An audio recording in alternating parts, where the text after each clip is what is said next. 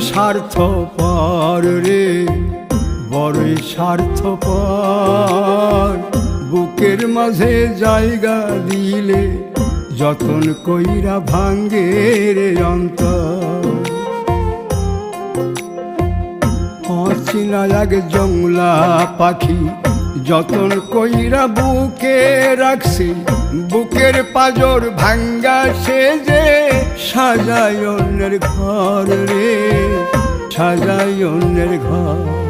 মানুষ বড়ই স্বার্থপর রে, বড়ই স্বার্থপর। বুকের মাঝে জায়গা দিলে যতন কইরা ভাঙ্গে রে অন্তর। বুকের মাঝে জায়গা দিলে যতন কইরা ভাঙ্গে রে অন্তর।